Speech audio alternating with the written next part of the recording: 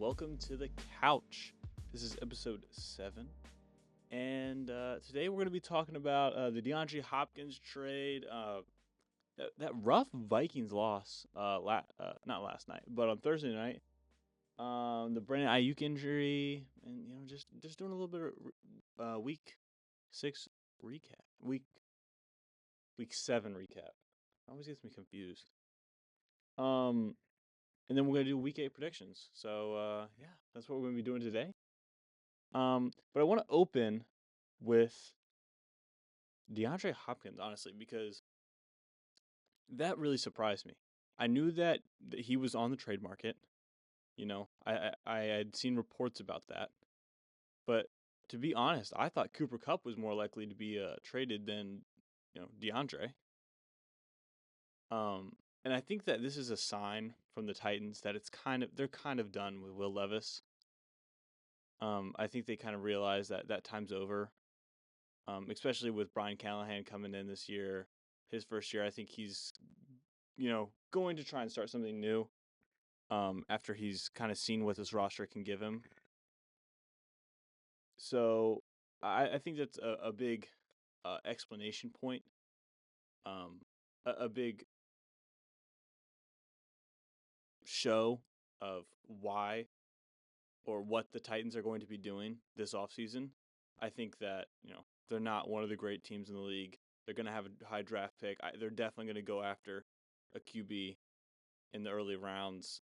And I just really didn't expect it. I thought Will Levis was going to get to finish out the year before anything big happens. But for the Chiefs, this is exactly what I wanted from the Chiefs.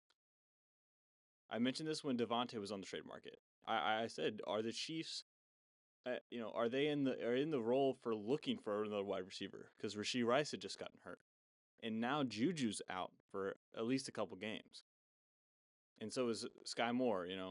The most important receiver on that Chiefs team. So, there's really no depth, and I think even though the Chiefs are 6-0, they have struggled a lot, on offense. And I don't think it's a lack of capability from Patrick Mahomes. I think there's no playmakers and they cannot get separation down the field. And I think that DeAndre Hopkins is going to help open that, especially a veteran guy. That's why he's not, I wouldn't consider him a veteran, but Hollywood Brown, I that's why I liked when he went there. I thought he would provide a good dynamic between Rashee Rice and Xavier Worthy and then Marquise Brown. And I thought him and Xavier Worthy would provide that Tyreek Hill-esque role that needed to be filled. But now, obviously, Marquise Brown being out for the season, Rashee Rice being done for the season, I think DeAndre is going to help fill that void of not the Tyreek Hill-esque role, but the number one receiver. Like, he's going to create separation. He's going to get other guys open because he is going to be the good guy. He's not the player he once was. His yak numbers are way down. But I still think he's great at route running. He's great. He has great hands. I mean, DeAndre Hopkins is good. You can't say he's bad. So I really like this trade, especially for a fifth, right? Like, I think that this is, once again, the Chiefs know, like, this is our time to win. Let's win one more and then see what we can do. But I really like this move. For the Titans, I can understand moving on, maybe from a large contract and trying to get something for it. But I really don't think this was it. I think there were, you finish the season out and maybe, I mean, his numbers aren't going to look great, but that's because you have Mason Rudolph and Will Levis at QB. I don't know. I think maybe there's something else, that you can do with that. I think that he would be a valuable piece in trading up if, they end up getting, the 5th pick or the 6th pick or the 4th pick. I think he would be a valuable asset in trading up. If they want to do that. So I don't like the value necessarily, but I do like the idea of moving on and trying to level the building, so to speak. But yeah, I think the Chiefs definitely won this trade. Um, they know that they don't necessarily need their fifth round pick, um, to be good because they have a really really good defense. Um, and that next year they will have the guys that they should have had this year coming back. But I think this is a huge huge buff for Xavier Worthy too, because now you got this guy, you got D Hop. It's D Hop. They're going to put the good guys on him, and it's going to create a lot of opportunities for Xavier Worthy to be in open space and to make plays with his speed and elusiveness. And I think Travis Kelce is going to benefit from it too. I think the main thing he does with Patrick Mahomes is find the holes. He's kind of like, it's like he's just like the backyard football player almost. Like he just kind of runs around. Like he runs routes, but he kind of runs around and finds the holes in the defense. And he can do that because he has so much chemistry with Patrick Mahomes. But it's tough to do that when you don't have as much offensive weapons as you did. And now you can't do that because you don't have the time or you don't have the ability to look at these other routes and then give it to Travis. If he's going to be the main target, it's going to make it a lot harder for him to immediately find these holes in the defense. And also with the Chiefs team, if you're looking at it, it's a lot easier to play man coverage against this Chiefs team when they don't got anybody who can beat you. Xavier Worthy's going to get pressed up at the line, and who else? Who else is out there? Juju? Like like last week, what you have Juju for a couple quarters? Who's out there? Who is out there? So it's a lot easier to play man and not allow Travis Kelce to, thread the needle of the zone defense. So, but with D Hop, I think it's going to be a lot easier. They're going to be running um, a much better offense, I think now, a more stable offense. Because Kareem Hunt was really running the show last week, and because they have to, because they don't have anyone who can beat it. But now I think that spreads it out a little bit more, and I love this move for the Chiefs. Just very unexpected, very very very unexpected. Um, but let's go ahead and move on to that Thursday night football Vikings Rams game. I was very impressed with the Rams O line. I know they struggled with some injuries, and Cup came back, and Puka came back, and but this O line held up pretty well. Now I will say, Brian Flores brought like the least amount of pressure he has all season, and I think that was because he got beat so bad last week against Detroit for using so much pressure, like you blitzing like all the time. And I think he just needs to find the median, because you're watching this game, like you don't necessarily recognize like, oh wow, this is only the third time he's blitzed. But you notice, wow, there's no pressure. There was no pressure. And I think that is a result of Danielle Hunter leaving, obviously. He leaves and goes to the Texans, and I think that's just one of the side effects of that is like, even if now you kind of need to blitz to apply more pressure because they weren't getting any pressure rushing for. And so that's obviously a side effect from that, and I think, that's processing. But honestly, they just need to find that middle ground for the blitz. Brian Flores does. And um I honestly was not impressed with their offense this game either. All I think they need to get Jordan Addison more involved. It seems like, they were off to a really good start. They didn't have Addison, and now you gain such a good playmaker. Why is he not getting involved? Obviously, Justin Jefferson had like a billion catches, and they're going to give it to Jefferson, but you have a 1-2 punch there, and it just seemed like, one, they weren't getting the ball to Addison, and two, the Vikings O line couldn't hang up, and they couldn't get pressure on the Rams. And that was kind of the story of the game. But I was very impressed with the Rams O-line. And even the Rams defense held pretty strong throughout that game. The first two drives, I was like, okay, wait, this might be a blowout. Not a blowout, but a high-scoring game. And then the Rams kind of bolstered down on defense, kind of keep them in check, and I was very surprised about that.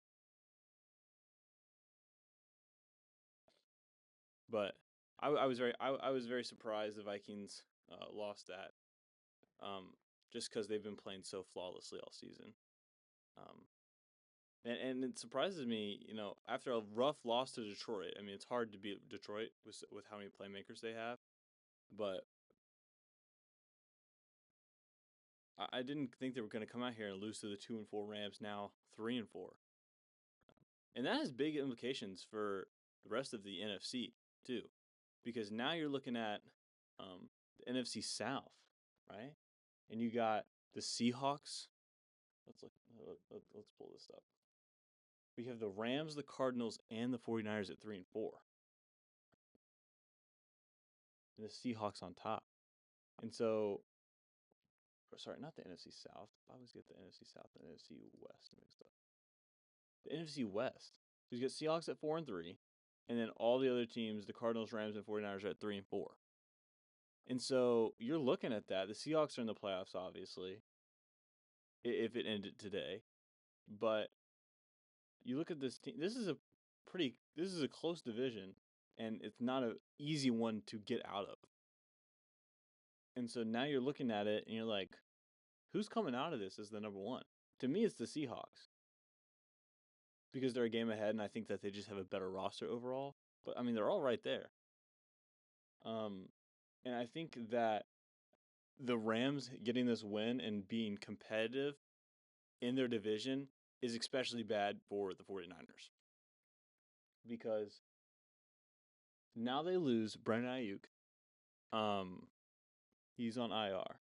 McCaffrey's out, and he's coming back week 10, I think, so he's going to be out for a few more weeks. But what are they supposed to do? The offense has been lacking all year.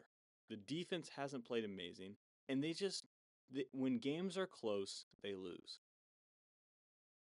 Like, you don't know how, but you just know they are. Like, that's the feeling you get when you watch it. You're like, okay, the 49ers are not winning this game. They had a good win against the Seahawks a couple weeks ago, but still, I get flashbacks to the game against the Cardinals where they lost, division game. The game where they lost to the Rams, division game, where it was close the whole time and they just could not pull it out. And now they lose Brandon Ayuk, and they still don't have McCaffrey. And the rest of their schedule, after Dallas this week, they have this is in order. I skipped a few teams. But they have the Bucks, Seahawks, Packers, Bills, Bears, and Lions. All teams that are pretty scary. All teams that can beat you at any given day. So this is not an easy schedule that the 49ers have left. And already being 3-4 and down two of your best players, it does not look good, and it would not surprise me if they miss the playoffs.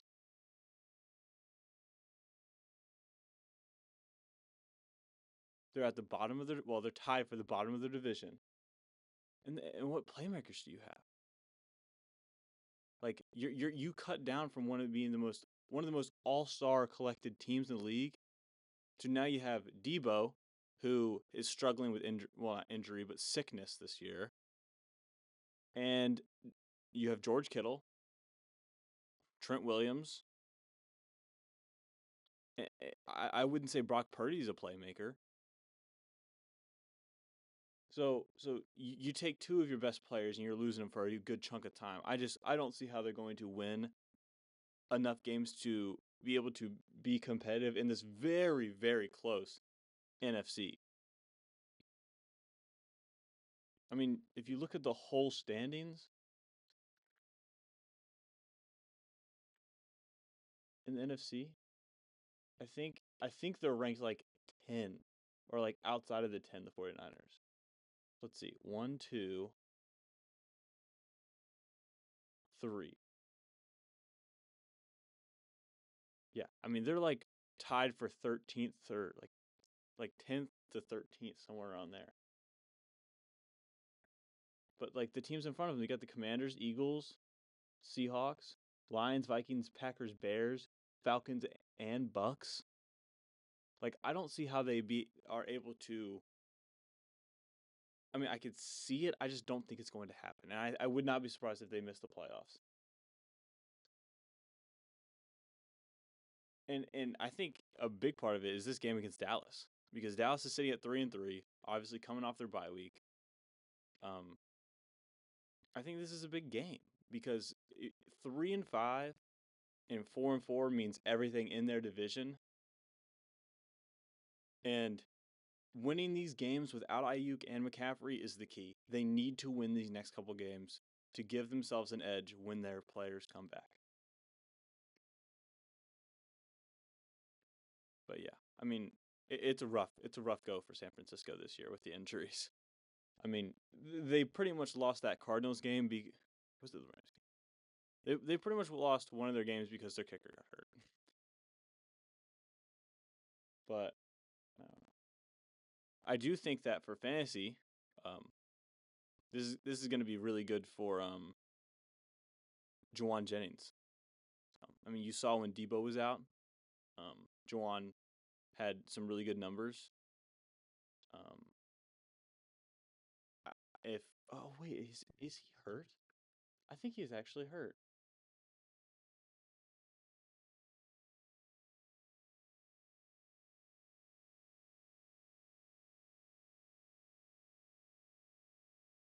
Yeah, he's hurt.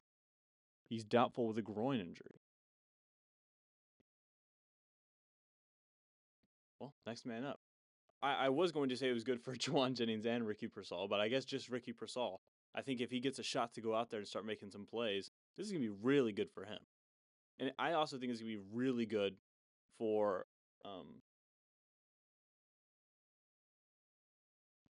what's his name? Backup running back. Jordan Mason. I think it's going to be really good for Jordan Mason. They're going to be I think the 49ers are going to be running the ball a little bit more and trying to get more into that West Coast offense that they have.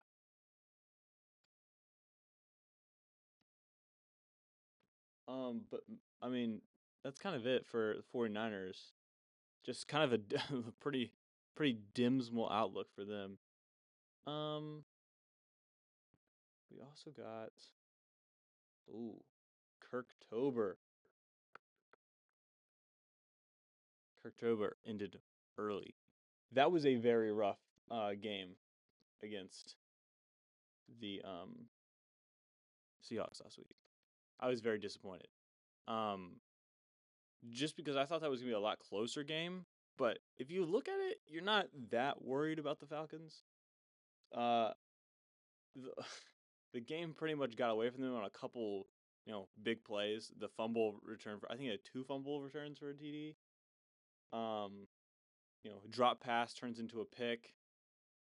And that missed field goal. I think you just look at those things, and obviously the missed field goal set the Seahawks up to score. And it's just,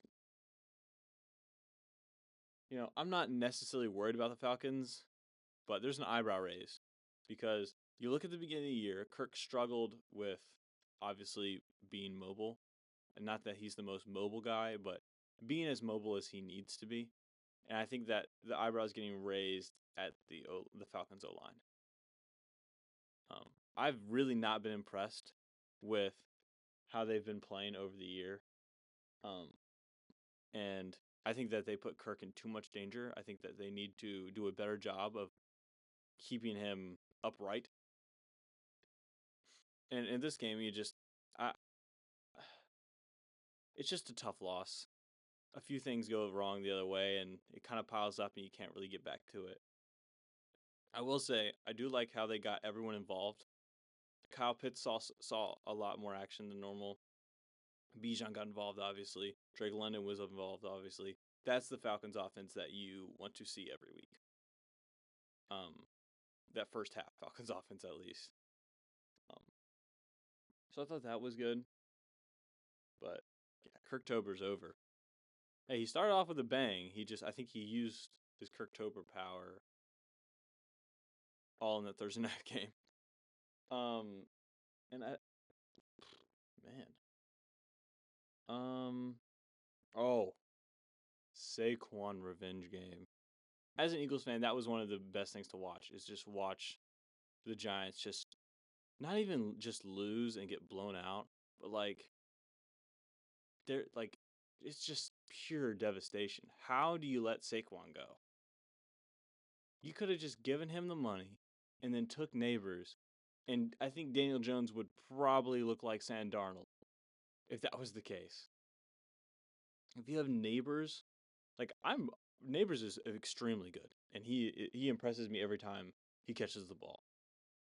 But I mean, I cannot believe they let Saquon go, and I don't know how he got to us. 17 carries, 176 yards, and a touchdown. Probably could have had two, but Jalen, swooped in, took that one.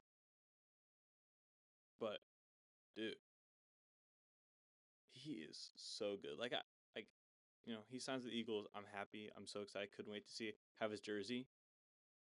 But I'm like, there's no way he's that good. He's that good.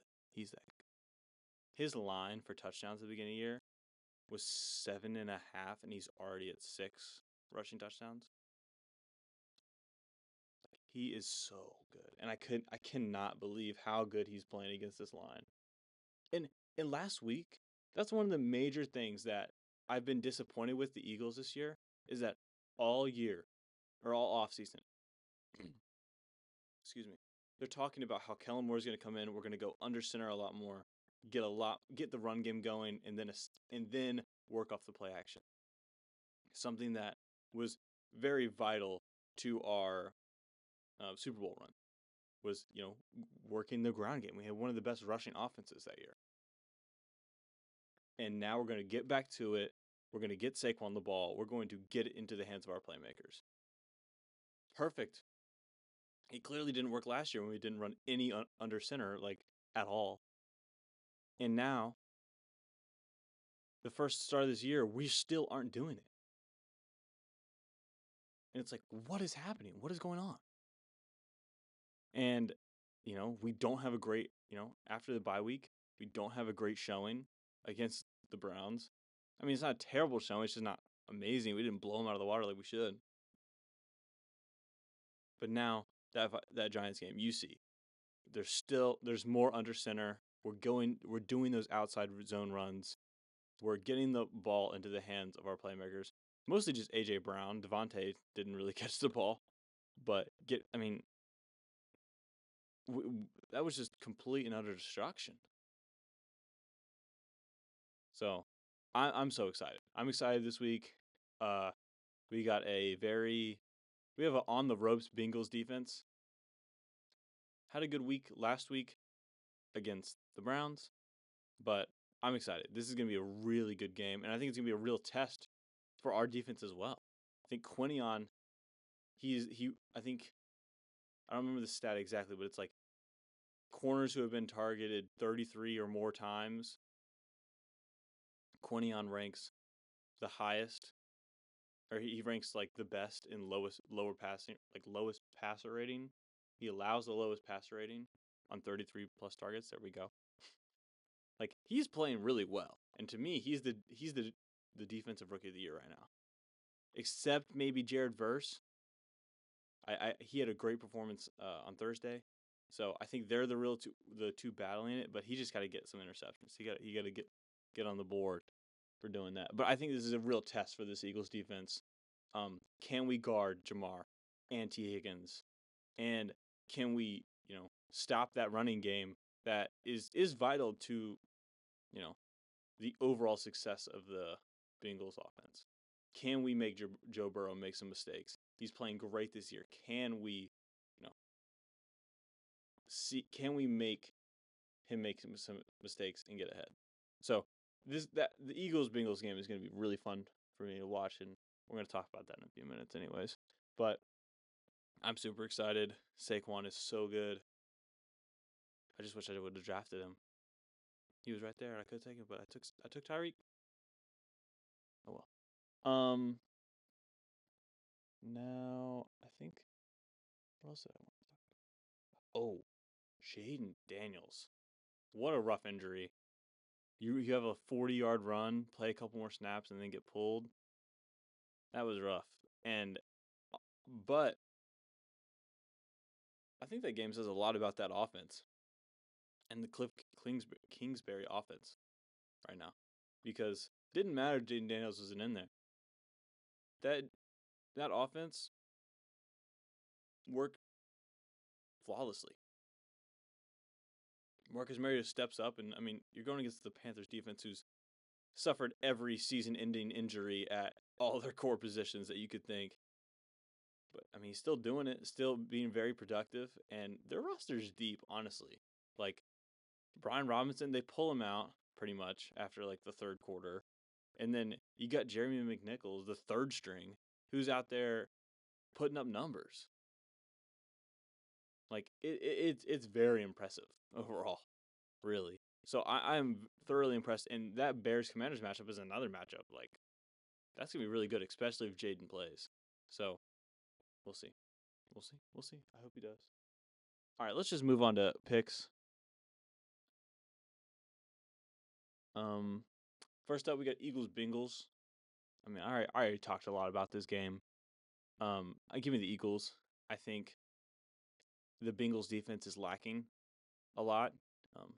Can't get a lot of pressure. Trey Henderson obviously is there, but I think that overall this Eagles O-line is going to be able to take care of that, and overall the offense is going to run through Saquon again, and that's going to be a dub. We got Ravens versus the Browns.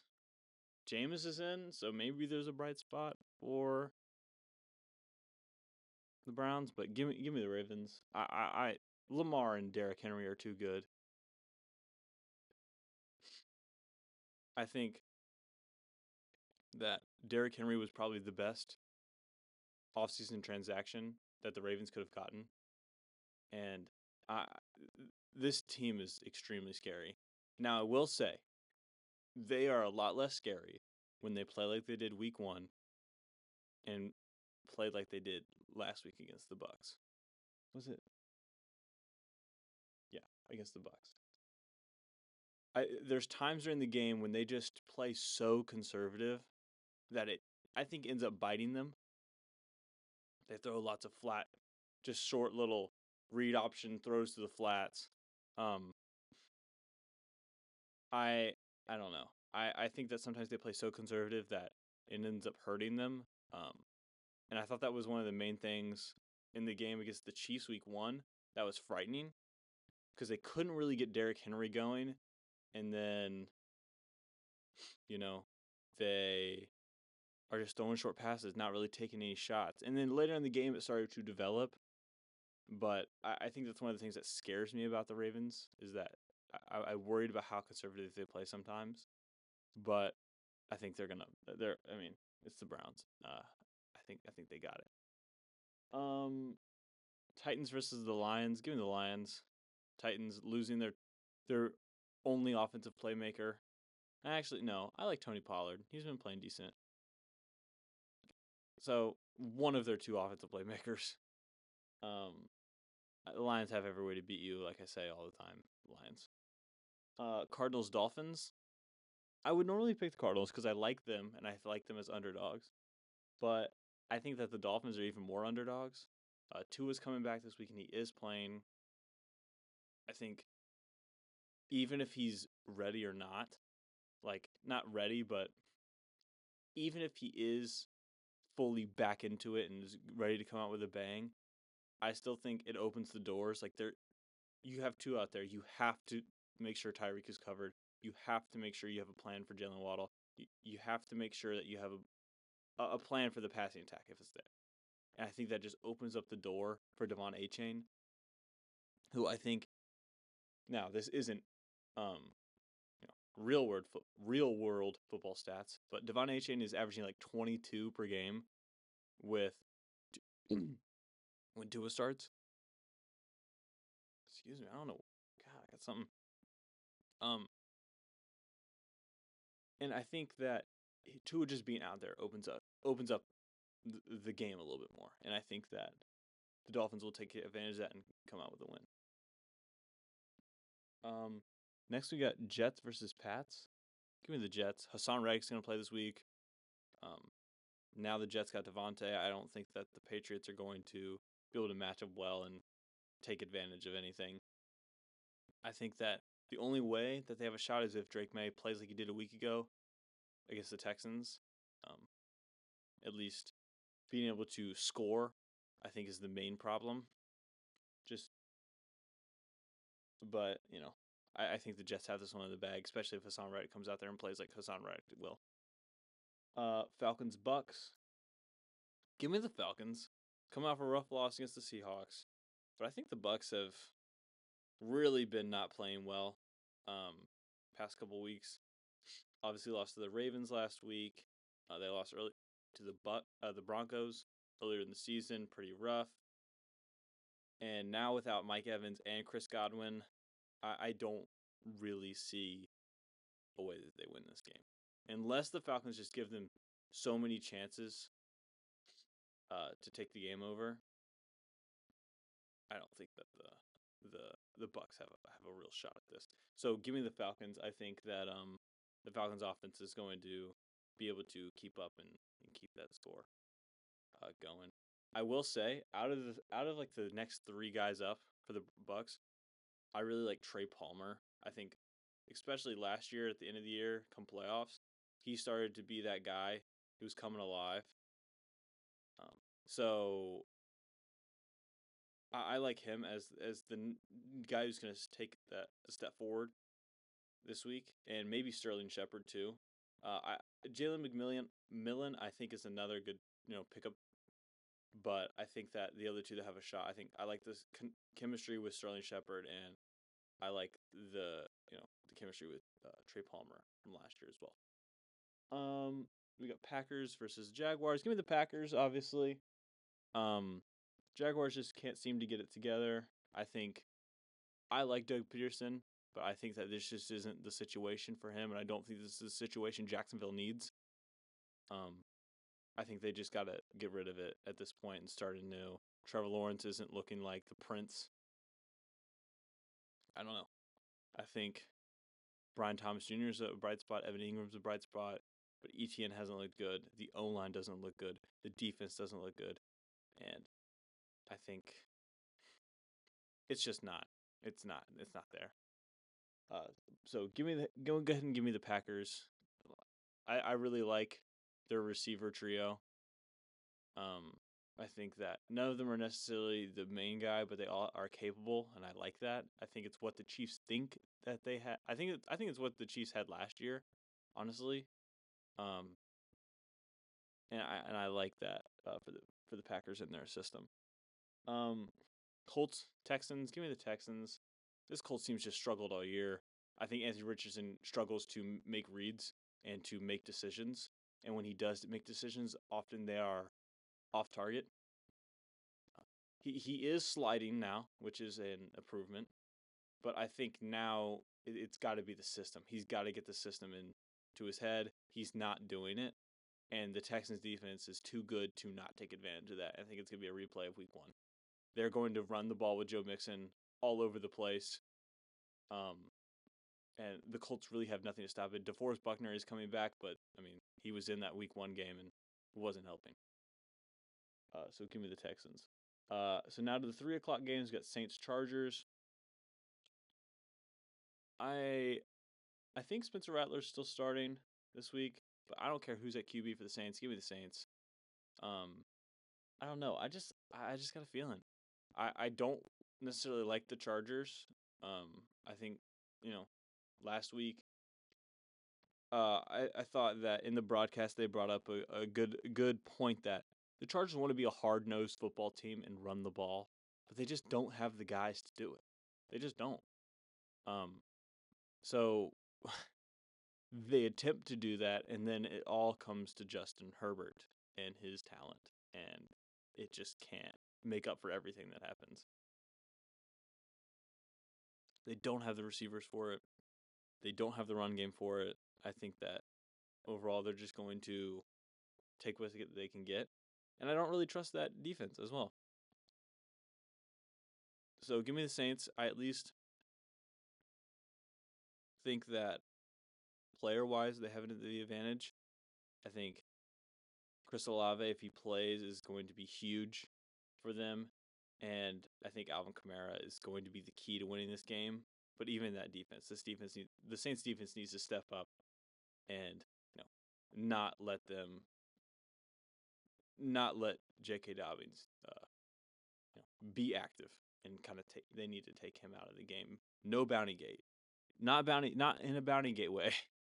In a let's just make sure he doesn't. Let's keep him in check.